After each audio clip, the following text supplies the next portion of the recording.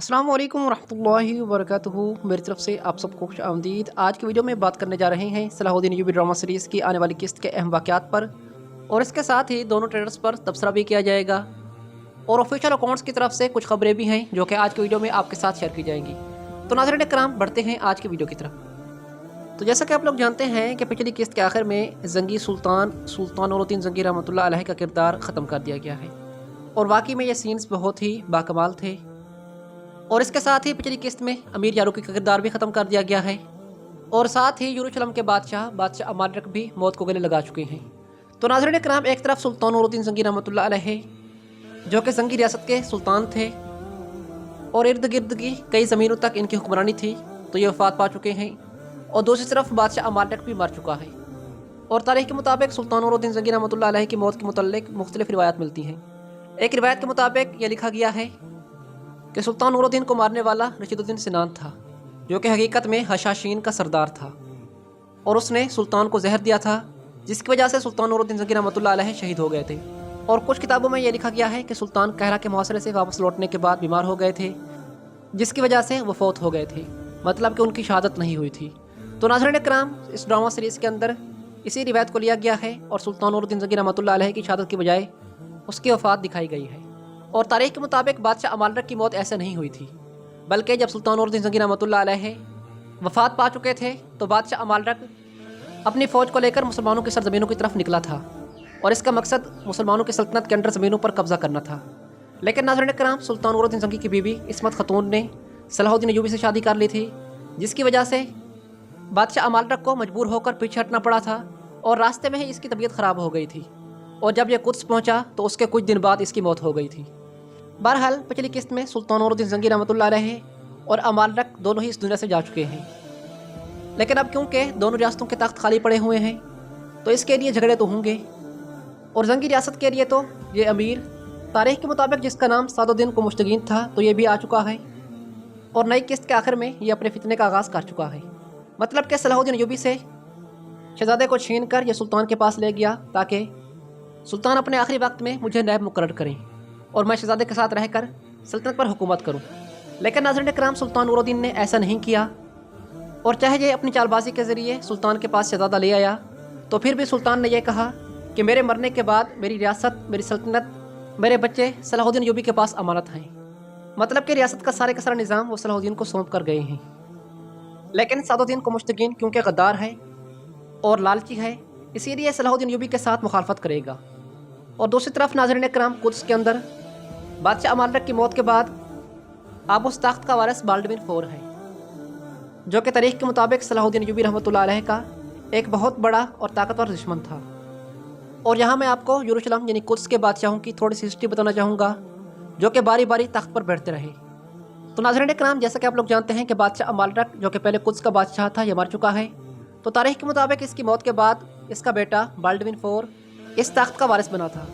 और जैसा कि आप लोग जानते हैं कि बाल्डविन के जिस्म पर अभी से ही जुज़ाम के असरात नजर आना शुरू हो चुके हैं, यानी कि वो कोढ़ की बीमारी में मुब्तला हो चुका है। तो नाज़रीन इकराम, अब क्या होगा कि यह बादशाह तो बन जाएगा, लेकिन इसका सारे का सारा जिस्म आहिस्ता आहिस्ता गलना शुरू हो जाएगा।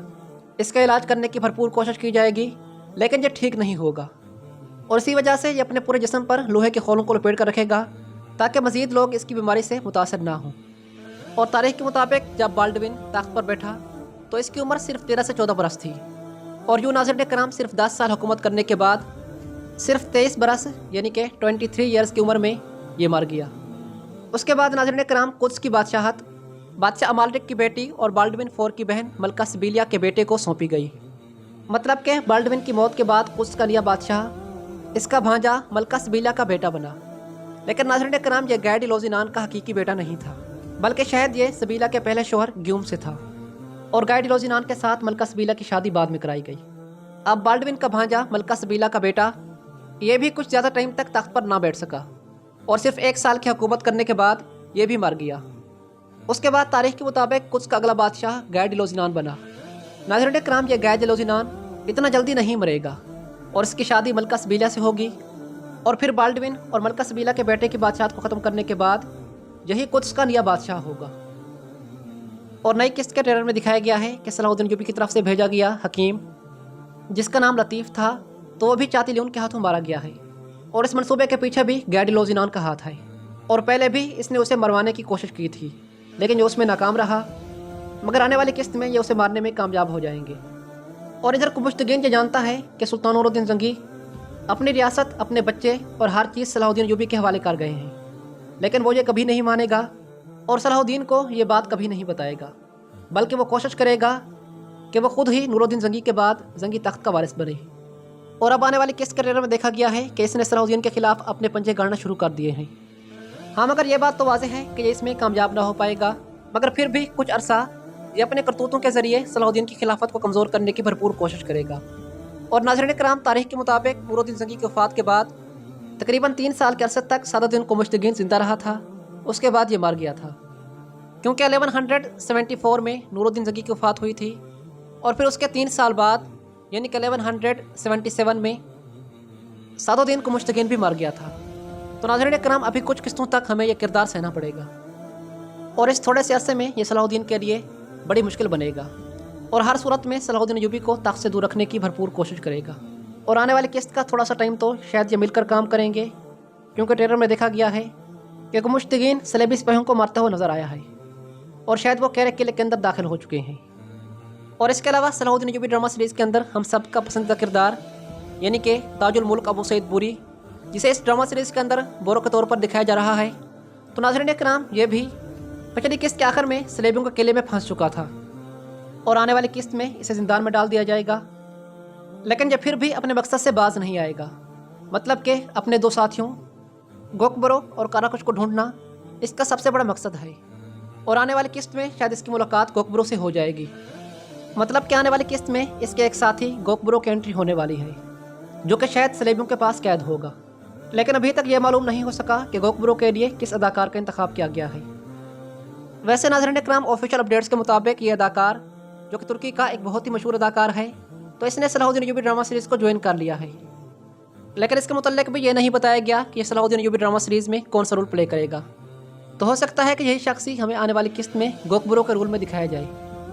और एबरे कोनक को मेरी तरफ से यह मशवरा है कि काराकुश के लिए तुर्की के इस मशहूर अदाकार का इंतखाब कर लें, जो कि पहले अर्तुगरुल गाज़ी ड्रामा सीरीज़ में मार्गिन बना था, उसके बाद सुल्तान फातिह ड्रामा सीरीज़ में मुस्तफ़ा आगा। तो अगर ये सलाहुद्दीन अय्यूबी ड्रामा सीरीज़ में काराकुश के रोल में आ जाए तो कमाल हो जाएगा।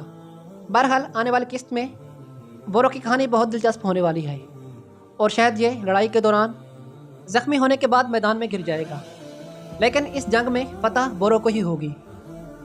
बहरहाल नाज़रीन इकराम, आपको मेरी आज की वीडियो कैसी लगी मुझे कमेंट्स में ज़रूर बताइएगा। मेरी वीडियो देखने का बहुत शुक्रिया। अस्सलामु अलैकुम वरहमतुल्लाहि वबरकातुहू।